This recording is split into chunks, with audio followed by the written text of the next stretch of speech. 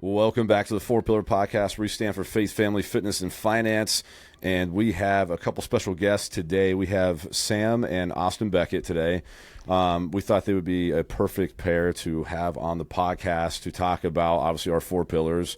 They started a church, and they're really involved with ministry, and they have a lot of awesome stuff going on. They're parents, and we thought they'd be just perfect to have on. Really quick, would you guys like just to kind of give us an introduction about yourselves and just how you got started and just whatever you'd like to tell us about yourselves? Absolutely. So my name is Austin Beckett, and my wife and I, we planted a church here in our hometown of Mount Vernon back in 2024 of March. And so we love our community. We serve. I also serve as an advanced funeral planner at Snyder Funeral Homes. I did not.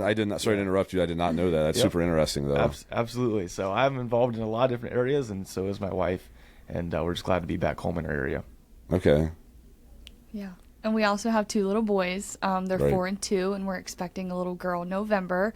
And I'm a stay-at-home mom right now, but I also do a lot of the administrative side work at the church. I take a day a week to try to set aside to do that where my boys are not at my ankles. And yeah, we love it.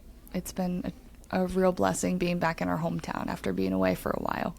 Yeah. Where did you guys move to? So we were up north in Ohio and then took off to South Georgia for a period of time as well. So we moved 12 hours away from home. Right. Yeah. And no family down there or anything Correct. as well? No friends, no family. Was that before or after you guys had the two boys? It was after. Okay. So, you had two kids with by yourself then? And, yeah. Correct. Jackson, our youngest son, it would have been his first birthday we celebrated with no family at all. Okay. In Georgia, which was different. Yeah, absolutely. Challenging. Well, just even the challenges of having two kids and not having parents or somebody to go watch the kids and stuff. It's props to you guys. That was probably some hard work. Absolutely was. It was hard. Not easy. How did you both meet? How did you guys meet? You want to take that one? We met in youth group just after we graduated high school. Austin was preaching in the youth group that I was attending, and By the way, clarification, I was a teenager myself. That's probably a good clarification. And I guess if you don't have the video, he's not 40 years old.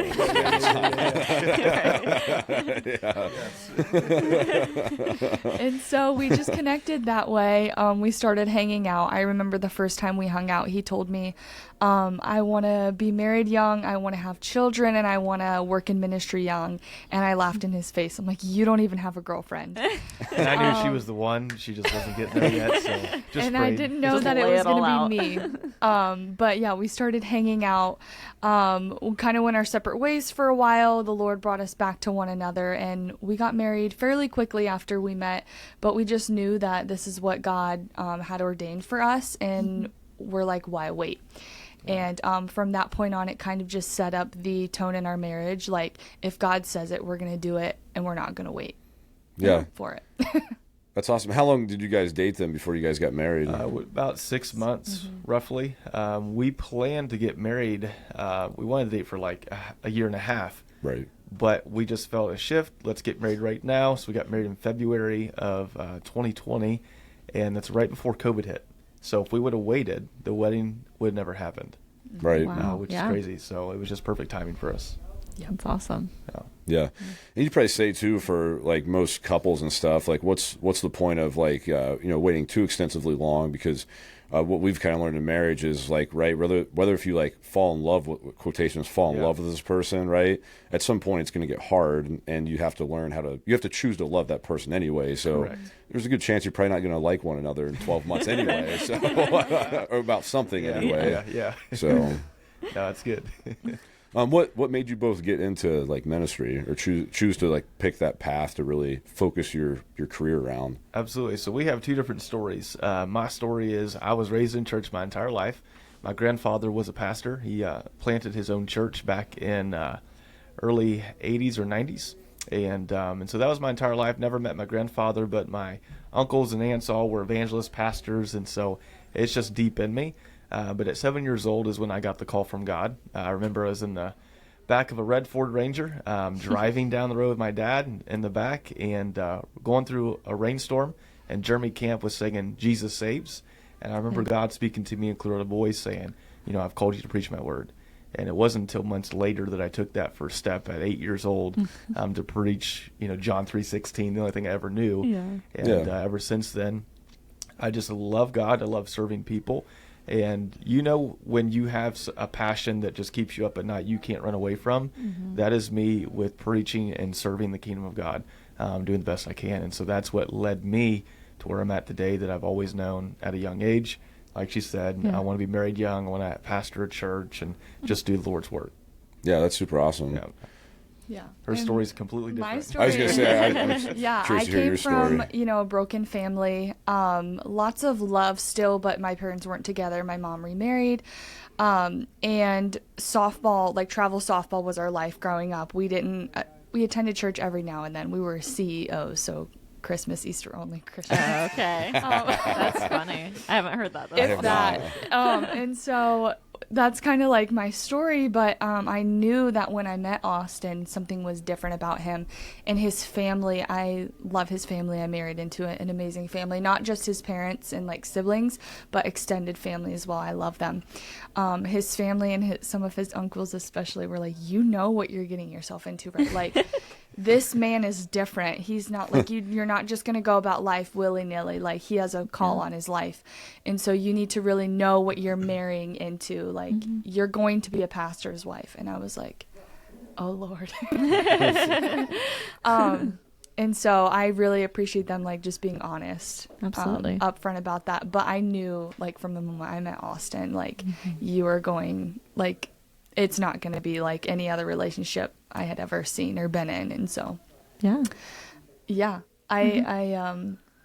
don't think we chose ministry. Ministry chose us. Yeah. And it really just takes an open heart, a willing heart, just making yourself available, which is Austin's like tagline. It's my tagline. Yeah. Like, if you just make yourself available, the Lord is going to use you. Yeah. You don't know what it's going to look like, but it's kind of like frogs jumping on lily pads. You jump, like the frogs jump and the lily pads appear. Like, you take a step and then God gives you direction. You don't really know what it's going to look like, but trusting him is so worth it.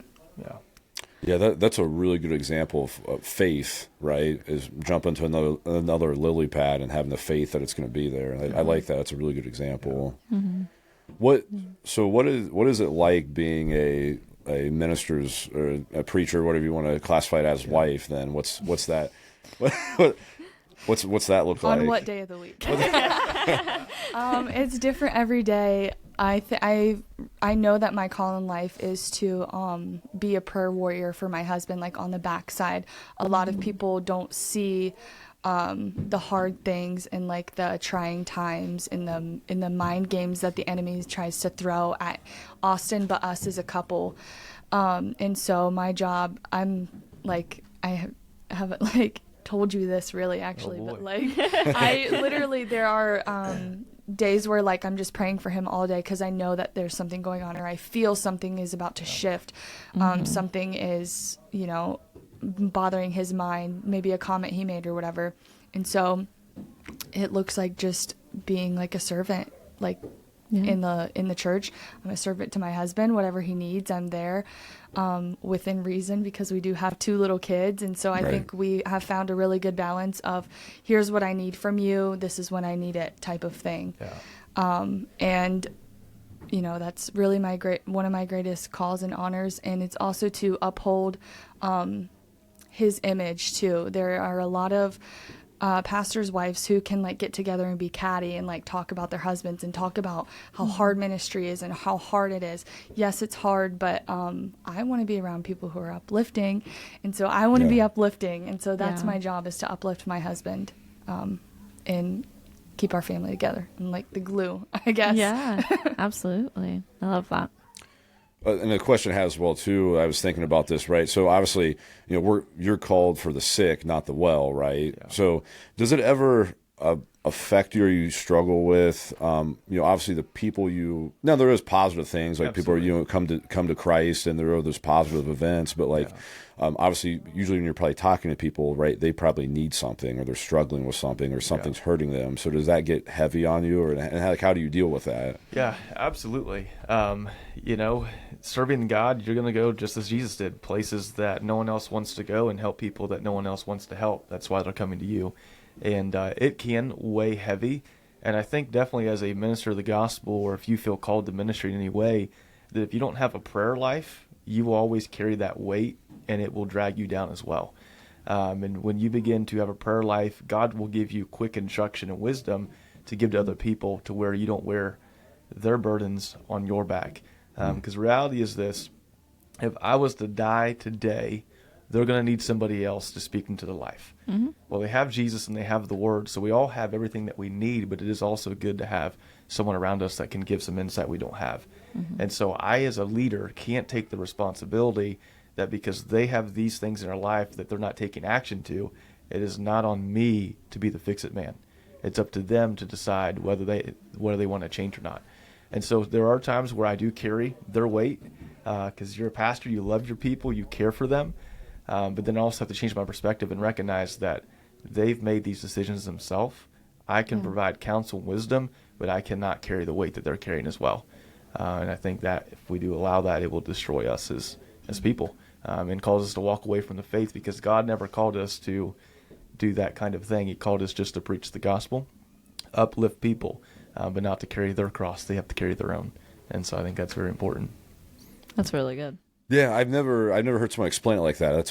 I like that a lot, because you think about even just with dealing with just basic stress to run a business, right? Yeah. It's like, if you try to help somebody, or whatever, like me thinking, like I get bothered maybe by like, oh, I wish I could help somebody or do something more. And like you say, that you can only do so much, and you're there to preach and share, maybe give them support, but you shouldn't carry. I like that you can't carry their cross for them. Yeah, you have a capacity in your own life, and once you step out of your lane, that's when everything becomes a mess. And so I try to stay in my lane as much as I can.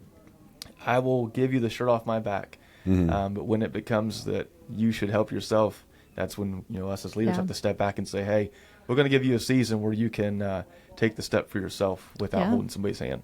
Absolutely. That's really good. Yeah. What kind of inspired you guys, which you kind of already maybe answered this a little bit, but inspired you guys to like want to start your own church then? Is there something outside of like what you've already said that really is like, hey, like instead of going to another place maybe and preaching or ministering there, like we want to start our own church? What kind of led to that? Yeah. So if I'm vulnerable and honest, when we moved to Georgia, I told my wife that we're never moving again. This is where we're going to die. Like this is home for us. And our plan and intention was, serve there as a student associate pastor. Then once the pastor retires, eventually we would most likely take over that church, leading it. And God had other plans for us. Really, I felt like going to Georgia was a desert season. It was very dry for us, but it was God testing us to see, can I trust you? Mm-hmm. And in the midst of that season, I remember the last couple of weeks that we were there, I could not sleep at night because all I could dream of was this church that God put in my heart that I thought could be an existing church. And I had the name Revive Church, which is the name of our church currently, since I was 7 years old. Carried it and thought, again, we're going to take over existing church. But God really wanted us to come back to our hometown, which I told her we'll never go back to Mount Vernon because our life has not always been perfect, Oh, absolutely. And so we're like, we're not going to do that. And God said, you're going back home. And I said, okay. So we made that decision, and our heart and why we came back is we want to bring life to the city, but also bring life back to pastors that are hurting and feel like they want to throw in the towel. We want to be able to come alongside them. It's not all about us. We're on the same team with every church in this city, and so that's what we're called to do. And we came back because we want to renew, reach the lost, refresh, disciple believers, restore, make the family whole. And we know that Mount Vernon needs that, and we want to play a part in that. I also know that when you go to an existing church, it's hard to resurrect the dead under new leadership. You know what I'm saying? Right. That's a greater challenge in itself. And so when you go and plant a church, you cannot be self-called, self-appointed, And you cannot do it based upon a great idea. It has to be a call from God, and you have to know it so deep in your spirit. It's a call from God because it's so challenging. It is not easy. And you're going to go through hardship. You're going to lose relationships with friends, even family. And you have to count the cost, just like the word says. If you're going to build something, you got to count the cost. And our heart was, we just want to come back home, do what God has asked us to do. And all we had was a vision, man. We had no money. Yeah. We had no people, just a vision.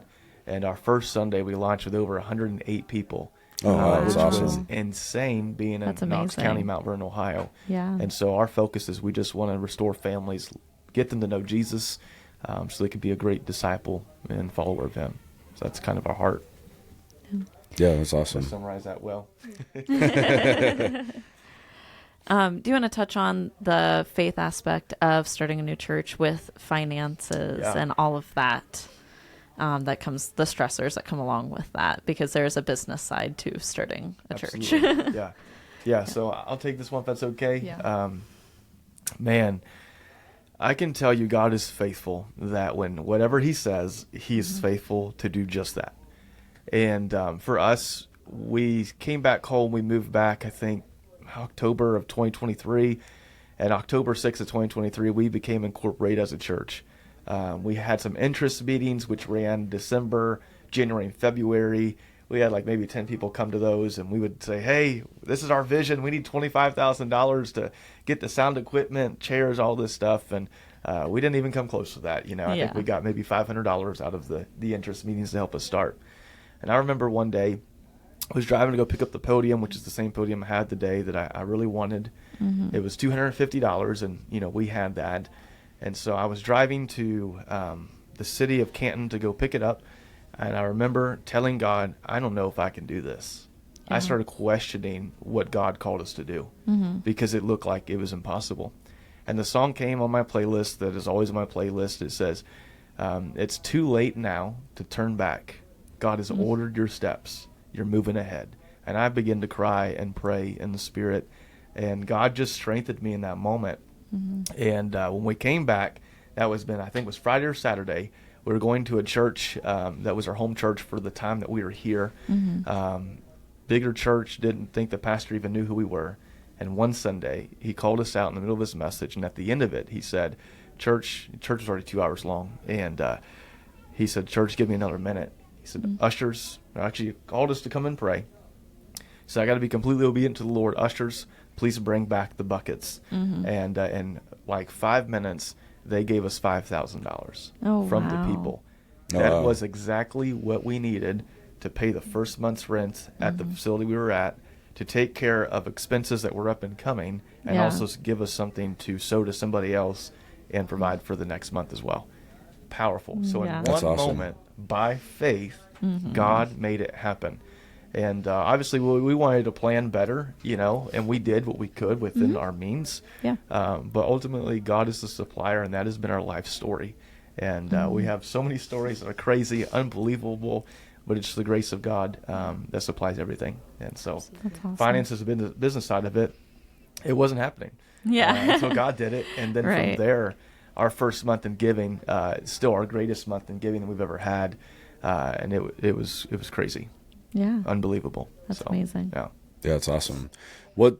So that was kind of an obstacle from both of you, your opinions. What was like another obstacle that you had to overcome in starting that church? Do you have anything in your Like mind? early obstacles, that is, and it could be anything. Yeah. I think just like I said, I married into a great family. Like, our families are supportive of us, but even just like the noise of like, how are you going to do it? Oh, like, yes. what's going to, well, I don't know, just all of the questioning and Like how can a preacher pay Yeah. their electric bill and do all the like how do they even make money or support, like maybe those kind of questions, just things. like all the hows and whys Yeah. and how's it going to happen, what's it going to look like, we're like, we don't know, so I think it was like the questioning and trying to just like, no, this is what God called us to do. Like, we have to have tunnel vision. Like, we love our family and friends and everybody close to us, but that was something really hard because we've always been close with our families. They've always been there for us, and through trials and obstacles of our lives. But this was something that like we knew that we had to do on our own in a sense. So that was kind of hard. I'll tag on to that. So having this tunnel vision that we know that God said this is the church we're going to be, this is how we're going to do it. But then you have people that are great in wisdom. They're amazing people we love. But then they're trying to ask questions or even give advice of, hey, it should be this way. And it's like, no, the tunnel vision is here. This is what God said we're going to do. Yeah. And we've had people that come to our church that think they have an opportunity to have a voice, and we don't even know them, and challenge things that we believe is our core. And we had learning to be able to say no to people, learning to stand on what you believe and what you believe God is saying, not giving in to a preference or an opinion of somebody else is still very challenging. But we've overcome a lot of obstacles in that area. So. Well, one question too, you start getting kind of like legalistic with stuff is like, did you have it brought up as like, we have to either have chairs or pews, and then like stuff like that. I'll tell you one thing that's a challenge for us is we were portable for 6 months. And so what that means is we had a 6x12 trailer that we threw all of our sound equipment, kids ministry equipment in, and unloaded it every Sunday, and tore it down right after service, did it again the next week. And so the legalistic side of it was we need to get a building because the church has a building. Like, we got to get permanent. And it's like there's nothing available. Right, yeah. And if it is, it's way out of our budget right now. Right. Right. We're just doing with what we can with what God's asking us to do. And so that, I would say, was the biggest challenge, is the pressure of when are you going to find a building? And just trying to find a building to plant. I mean, I personally went around at 10 buildings and, trying to make an income for the family, yet try to find opportunity for the church was very challenging as well. So Absolutely. I would say that was probably our biggest challenge, was when are you going to get permanent? Yeah. And so we went from 6 months to throw it in a trailer, throw it out. Where were you guys doing your service at when you said you were throwing in the trailer? And it's on Edgewood Road. Okay. The college, MBNU, owns the building. It's called the Gathering Place. Oh, okay. And so we were there at 425 South Edgewood Road for 6 months. Then we found a storefront on Tilden Avenue that was 1,800 square feet, and it was just a little bit wider than this room, and it was just a straight shot. Oh, we man. put 60 chairs in there and do what we could. Yeah. And heck, I actually know what building you're talking about. I think. Yep. It's tight, and we did it because that was what's available. And then we were able to purchase a building by a miracle of God here in Mount Vernon. We weren't even 1 year old yet, right? We weren't one yet. We were not even 1 year old, and the Lord provided for us to buy a building. And so we're now at 15 Taylor Road, which was a miracle on the price and how the money came in. Yeah, that's awesome. Yeah. How do you guys keep your marriage alive when you have so many voices coming at you, the business of the ministry? You have 2 very young kids, one on the way. Ian and I work together as well, and sometimes I feel like we bring a lot of that home with us, and we end up talking about the gym all night instead of our personal lives. So if you guys want to kind of touch on that too. I'll say in the beginning, it was terrible. Oh, it was so bad. And it was me. I was the failure at that. It wasn't until probably, I'd say, we moved to Georgia, and here lately that we've been, knocking it out of the park with the best you can. Yeah. So you want to give some practical? Yeah. Well, like, it's like love is a choice. You're not always going to love your spouse. Absolutely. Like, you're not always going to feel that lovey-dovey. Sometimes you want to knock their head off. Just going to be honest. Amen.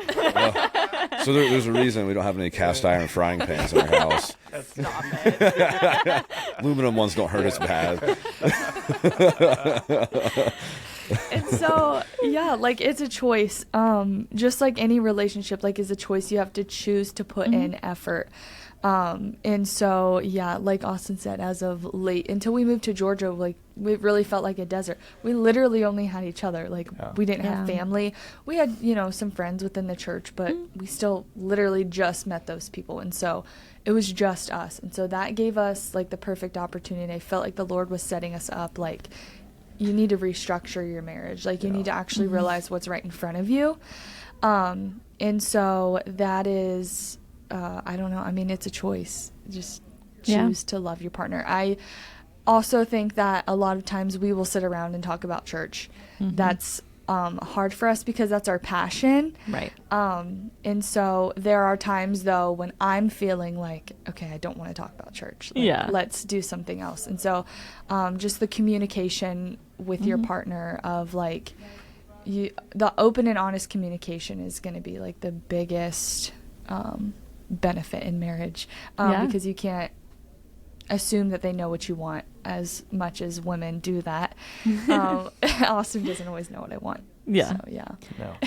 And We, we actually just had that conversation last night. Ian's like, I hate that women don't just, they like, I want to fix it. And I'm like, Come on. sometimes they don't want things fixed. They Right. just want to talk. And he's like, well, Exactly. that's not the way I work. Exactly. Something that I learned recently is, asking for feedback.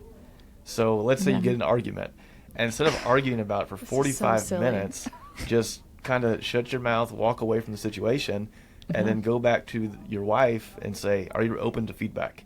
And Yeah. if they're open to feedback, that means they're open to talk now. And so I don't heard- think I'd like that either. I heard some- No. well, I heard this couple, they said, this is what my wife and I do. We'll go back to our areas and we'll write each other an email. So Was that it the way- Bethkeys? No. No, okay. Yeah. So Okay. they're like, well, we'll write an email. That way we can get all of our words and Yeah. emotions out, and it's very clear. And then once we both read it, then we have a conversation Yeah. because no one interrupts each other. I'm like, that's good. So Have you guys done that yet? well, not the emails, but Okay. I have asked her, hey, you open some feedback right now, kind of jokingly. But we Judging by, if you can't see it, judging by Sam's face, Yeah, it's yeah. not a, you yeah. know, I'm a It jokester, doesn't and work I for love to us. push the limits. Yeah. With stuff, but yeah, for us though, communication's key.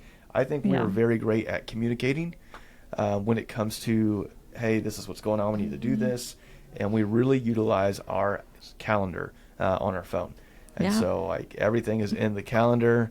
And I still, even though it's in the calendar, double book, have to reschedule. Yeah. But I used to live at the church when I was in student ministry, like every moment, every minute, every lunch break, doing all that I can. And I really kind of put a wedge in our marriage, and we didn't realize it until we got to Georgia, and it's just all of us together that we started to make changes. And I'll tell you, I believe me personally, this is the best our marriage has been right now at this current moment, because we've been able to be aware of things that we need to work on, and we're not afraid to talk about it. I think that's one of the biggest struggles in marriages is spouses not being able to talk about things, whether it's being free to have that kind of communication, or there's just not that opening because their hearts are so bitter and stony. There's no flesh to it, and so I think that's what's helped us is to be really open. If something's going on, please let me know right now. Like, don't wait 2 weeks. Let's talk about it right now. And which you have to be that in ministry, or if your house is not in order, you'll never have a church in order. You know, if your marriage is not in order, you can't lead anybody because you're just lying to yourself and to them. And so Yeah. that's really what we focus on. Yeah, that's really good. What is your best preacher joke? Oh man. Because you always hear like people open up sermons and stuff with Yeah. the jokes and stuff. I mean, do you have a I do you don't have know. a knee slapper or something that you come off with, or Yeah. No, I don't know if I have a joke. Do you think I have a joke? Are you open to feedback?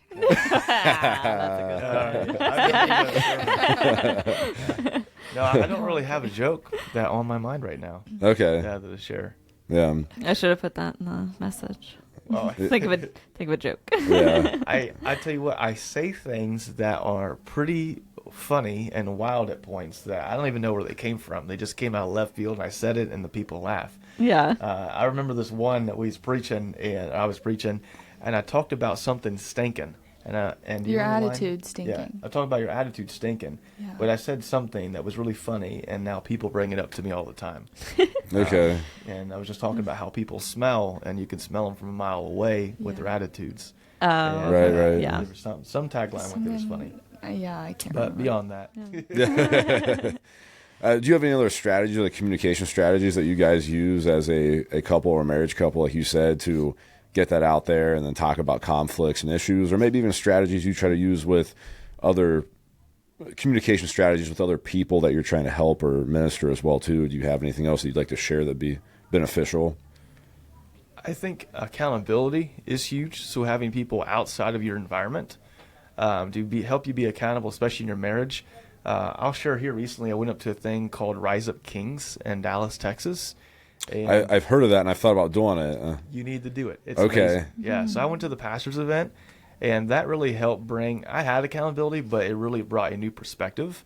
I have guys across the nation that text me every single day to check in. How are you on your faith, your family, your fitness, your finances? And so that's really helped. I think that every person, you need to have somebody outside of your circle to talk to, especially if you're a man. You know, there's things that me as a man, I can't go talk to my wife with because then she might take something from that negative tone. And so I think it's important to have a man in your life who is further than where you are. You can talk about, hey, I'm having a problem with my finances, my marriage, my family, my fitness. Can you ask the hard questions that nobody else will ask? Because then it makes you a better husband, a better father. Absolutely. Better in whatever, if you're a businessman, whatever it might be. And then now you can extend that love to your family. And so I don't want to call it like a checklist, but it's like an awareness list of, are you killing it here? Are you attentive here? What's going on? And so that's what I've used to, help our marriage with that. And I think having times where you can just turn the TV off, sit down on the couch, and just look at each other with eye to eye and have a conversation. Many couples don't even have that. And that's why they're lacking in their marriages, because they just don't take time to talk. And it's one thing I think we do really good at, because I personally love to talk with my wife all the time when she gives me the opportunity. I always have a new idea, or I'm always brainstorming something, and she don't want to hear it all the time. You've been at home with two screaming boys. Sometimes the silence is nice. Yes. That's Yeah. Yeah. I'm ready to come talk. There's sometimes Ian come home and I was like, don't touch me, don't talk to me. I need 5 minutes. Yeah. I think that's important to say. Yes. This. Yeah. Yes, absolutely. Yeah, and there's times as well too. Well, she's like, I'm ready to go to bed, and it's like 10 o'clock. So I'm just going because I haven't seen her all day because we're busy or whatever. I just hand him the melatonin. And say, good night. Time to go to sleep. Yeah, and that is important too. We've done well recently with that. Is going to bed at the same time. Yeah. So that we are on the same schedule, because it does provide that moment for you to actually have a conversation, and you're doing things together. And so, if we look at just world perspective, when couples don't go to bed together, someone's doing something they shouldn't be doing. Yeah. They're creating an emotional attachment they should not be attached to. And that's why 50% of marriages end in divorce, because they're not coming as one. The two become one, like the Bible says. Yeah. And if you're a true follower of Jesus, your rate actually decreases down to like 30% or even lower, because you are following Jesus. That's really good, because I've heard like at night or when it's late is when you're going to be tempted the most, whether it's a phone addiction, like maybe not like the worst sin possible, but just relying on your phone for that emotional support and doom scrolling on TikTok and stuff. That's a really good point, going to bed at the same time. Yeah, I like that concept as well too. Like you said, it puts you on the same schedule, and like you have to stay involved with your spouse that way versus, if you go up and you're doing something super late or whatever, it kind of puts you out of connection with your spouse potentially, and you're going to wake up later, she's going to wake up earlier potentially, and the whole it throws that whole wrench into the game for that day. That's super good. And you got to give and take in marriage. So your way is not always going to work, nor is it always the best way. Right. And so if you can say, hey, if we can commit to meeting here, I'll be better in this area. Yeah. And if we can commit to being here, I need you to help me over here in this area. Right. And but again, communication is where it's at to have that kind of conversation and alignment to your marriage. You have me interested with the Rise Up Kings thing. Yeah. Can you tell me more about what's some of the stuff that you did there? Like I know it's very. Did you do? They have different ones, right? Like 3 days or like 7 days. I think there's different ones and there's different. So I went to the 3-day pastors event. Okay. They have the Crucible, which is like for 18 to 26 years old, and another one for business owners only, and then non-business owners as well. Yeah, the one I saw was was the business owner. Yeah, one. It's powerful. It really kicked me in gear because I was out of shape physically. They smoke you, don't you, with like the workouts when you go down there? Okay. Yeah, you'll be challenged. Yeah. And it doesn't matter what area of life you come from. If you weigh 400 pounds or you weigh 150, it's doable for every person, even if you're 70 years old or 20-some years old. And I can't give all the details of everything, but I can tell you there's stuff that I did not want to do that I had to do because of the guys around me. It's like a peer pressure thing. Right. And I remember this one moment we had to do something, and they asked this question, who's with me? And it was something I definitely did not want to do. All the guys took the step, and I looked around real quick. Oh, I got to do this thing. I did it. But that one exercise changed my entire mentality, all because I said yes in it. Are you allowed to share what the exercise was, or do you want to anyway? I'll tell you this one because I told my church it. Yeah. We had to fight, literally fight somebody, and with boxing gloves and all that. For me, I'm not a fighter. I'm a lover. I'm not going to go punch somebody for no reason. Yeah. And even if I had a reason, I still wouldn't do it. I'd talk about it. And so we had to fight somebody, and they didn't tell us who we was fighting. Mm-hmm. I'm small. I'm the smallest guy there, and there's guys that's giants, and I'm like, they're all from the entire nation of America. Yeah. This is not going to end well for me. That's what's going through my head. And my coach, he said, hey, what's coming up for you? I said, I'll be honest with you, I'm nervous. And I really wanted to say scared, but I didn't want to look too, oh, come on, man. You're a man up. Yeah. And he told me, he said, 90% of those in this room right now are experiencing the same thing you're experiencing. Mm-hmm. He said, but you're not fighting one of these guys. You're fighting for your family. So that person, think of that person you're fighting is holding you back, and your wife is screaming, Austin, I need you. I need your help. All these things are happening. And it's when it hit me right there. I was like, okay, I'm going to fight. And they put the boxing gloves on me, and I had to sit there for minutes. And I'm like, oh, can we just get this over with? And I knew immediately I was going to be the first guy to go. Sure enough, I was. And there was a guy taller than me.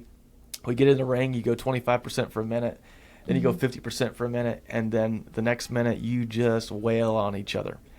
And so we're going easy, 50%, okay, feeling good. And 100%, this dude comes out and just punches me in the head 3 or 4 different times. I'm like, boom, boom, boom, boom, taking these hits. And I thought to myself, am I going to sit here and let him just hit on me, or am I going to do something about this? Yeah. And I just made my mind up, I'm going to fight. Yeah. And I boom, boom, boom. I hit the guy so hard right in the gut, dropped him to the ground. Then when he hit the ground, I said, that's right, baby. I'm back, That's awesome. Everyone's around you cheering you Yeah. up. And he got back up, we started fighting again. And, man, once that happened, I got my fight back, and it was crazy. I got my fight back just in the physical and in the spiritual. I was now confident that I could actually fight. If someone tried to come against me, I'm going to hit him in the gut and knock him on the ground, Yeah. And it did something in me in that moment that changed my life, that made me get to the point to where I'm more determined. I'm no longer lazy. I'm not complacent in where I'm at, because I know there's more in the tank that I didn't realize was there until that moment. And we did another exercise for 2 hours and 15 minutes. Mm-hmm. Straight. It was insane what we did. And in that moment, I just kept thinking, okay. Like a workout, you're saying? Yeah, or it was was a workout. It was a Gotcha. 3-cycle workout that we just kept doing and doing and doing and doing and doing and doing. And I'm like, is this ever going to end? And finally it ended after 2 hours and 15 minutes. We went straight. And that helped me realize that, dude, you can push past 5 minutes in this exercise or whatever it might be, because you have more in the tank that you didn't even know was there. I tapped into that, and so it's changed me forever. As a man, father, husband, as a leader. There's the physical aspect of it. There's the educational, as far as the teaching classroom setting. And then there's that connection. Like, I was with guys for 3 days, but now they're family. Yeah. Like, that fast. All because I took 3 days to leave my family to go to Dallas, Texas. That's powerful. That's really cool. Yeah. But Sam, after he got back, did you see, was it beneficial for your family, what you saw after he came back and the experience he had? Absolutely. I think it really put into perspective for Austin, this is what life is about, your faith, your family, your fitness, and your finances.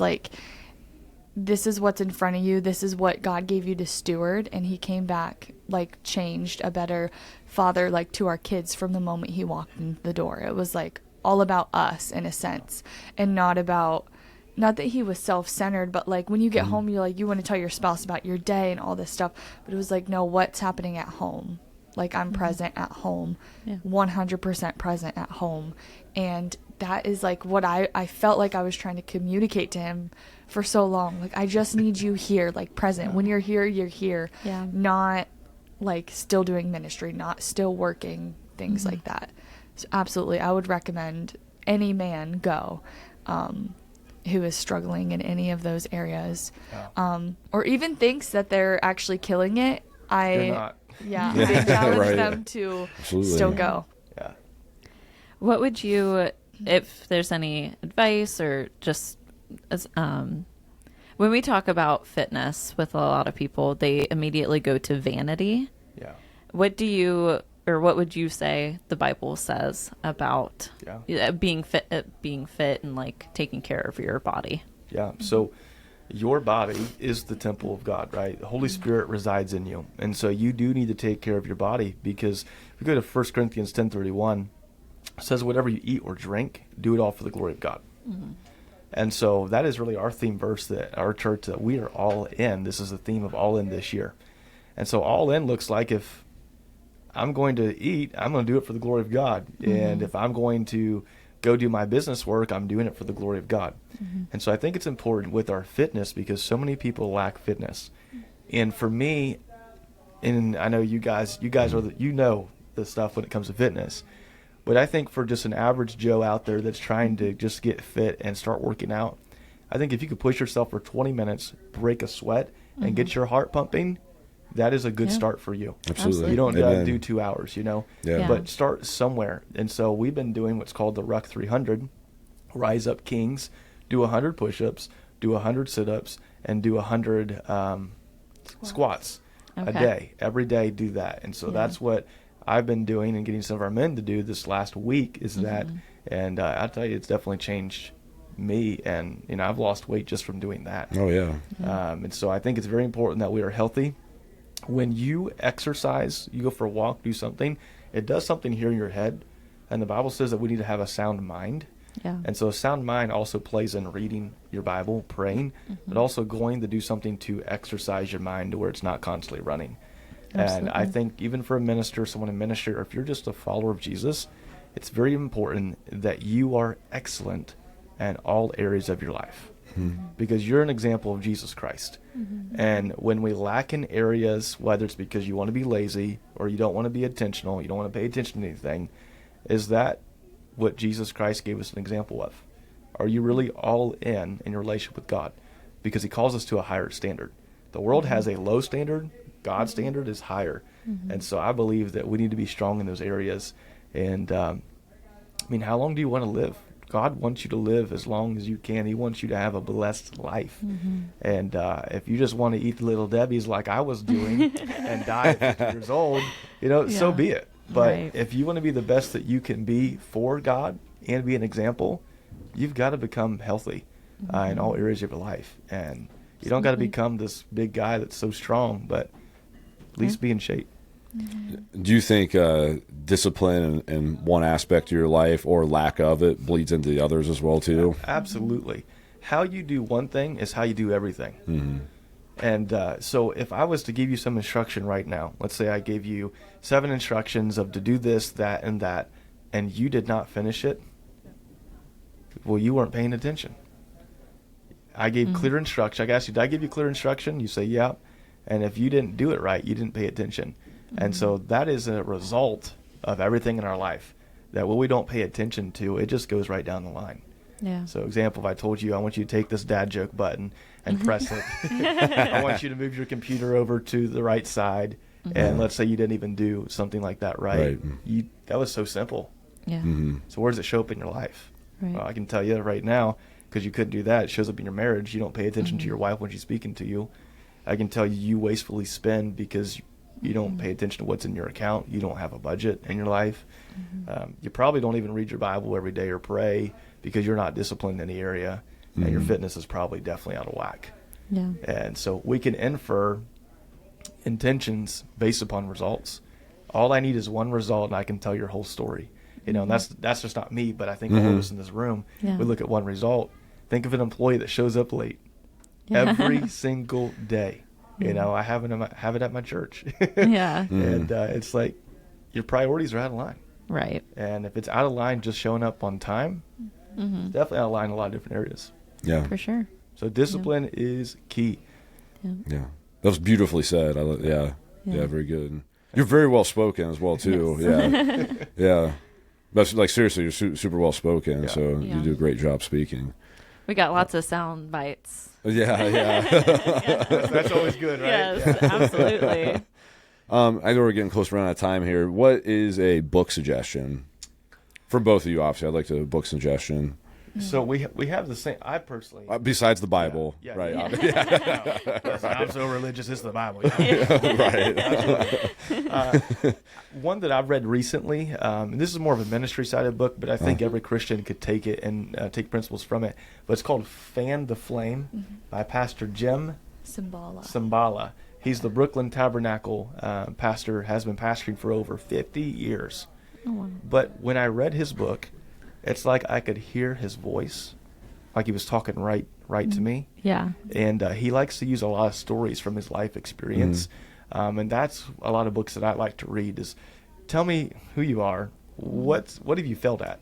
And then give me some principles to, help me be greater success than what you've done. And that was a really good book talking about just fanning in the flame. 2 Timothy 1, verse 6 through 7 talks about how Paul, laid hands on Timothy and said, gave impartation of gifts. And he just reminds him of that moment that you have genuine faith from your grandmother and your mother. Don't be discouraged, Timothy. For God has not given you, fear, but power, love, and a sound mind. And so that's what that book is kind of implying is you have everything that you need from God. Tap into what he's already given you. And here's some extra principles to help you as a minister and as a team leader. So it was good. Yeah, absolutely. I love that book. We read it as a team, like as our lead team at church. I've also recently read Further Faster by Ted Shuttlesworth Jr. And it's a book also about impartation and how to take from others who are further in life than you and imply that in your own life. Nice. And I mean, a lot of our books are really just like leadership books, but another book that I actually just started, I'm only one chapter in, is Atomic Habits by James Clear. Absolutely amazing book. And so I'm only one chapter in, but I'm like, I cannot wait. I guess 2 chapters in. I'm like, I'm reading it every second I get. So That's I'm not awesome. even finished, but I recommend it. And one more for you. John Maxwell and Pastor Chris Hodges, he was the founding pastor of Church of Highlands. They wrote a book together, and it's Jesus, the High Road Leader. And John Maxwell did a High Road Leader book during COVID, and then they just took it and did Jesus principles to it. So added biblical principles to it. Okay. That's a really good book as well Nice. for anybody. Have you read the 21 Laws of Leadership? I have not. That's a good one too. I'm diving more into the John Maxwell stuff, just because of partnering with ARC and Chris Hodges and all that. It's giving us some more leadership principles. Yeah. Favorite book of all time then? Fan into Flame really changed our perspective, my perspective on leadership. It talks about in the book of being like a bondservant to Christ, and that is like, I was like, wow, that's such a good picture of how we're to be, like we're serving Christ with our whole hearts, no matter who's with you or against you. And so that really changed my perspective on leadership and leading people as well. I don't necessarily have a favorite book. Obviously the Bible, I get so much from that when I read. But for me, my favorite kinds of books are ones that have some type of spiritual principle that I can apply, and also with a life story of somebody. That's where I get the most out of, tell me your story, but then give me the Bible as well. I really mesh well with those. Yeah.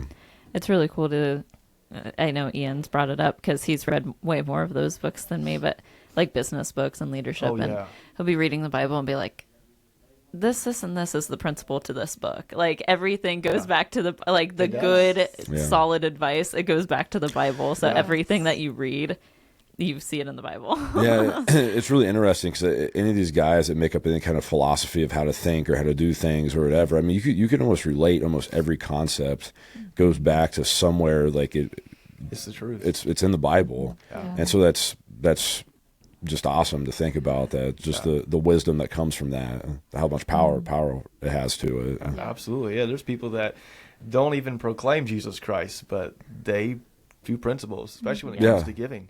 Yeah. I know business owners that they don't follow Jesus, but they listen to the giving rule. Yeah. And their businesses are successful because they give to the kingdom of God. Yeah. Yeah, Don't know, but that's Yeah. what God does. yeah, that's just super For cool. sure. So if somebody has like questions or wants to talk to you personally, where can they find you? How can they get a hold of you? Yeah. I mean, you guys can reach out me by email, or you can, my number as well is fine. Okay. So Facebook, Instagram. Yeah. Do you want to share your Yep, so, hashtag, phone, whatever you want to share? Yep. So my email, you can email at pastor@revivechurchmv.com, or you can call or text me at 740-507-7167. Awesome. And on Facebook as Revive Church. Yeah, it's just Revive Church. Make sure it's got a green and blue logo with an R. That's us. Okay. Oh, okay. Yeah. Awesome. Yeah, thank you guys so much for coming on. It was a super awesome, good time getting to talk to you guys. And don't forget to give us a like, subscribe, and wherever you're listening to us at. And we really appreciate you guys listening. And give Austin or Sam a shout out if you guys need anything or have any questions for them. And thank you for listening. If you believe it, you can achieve it. And we'll see you next time on the Four Pillar Podcast.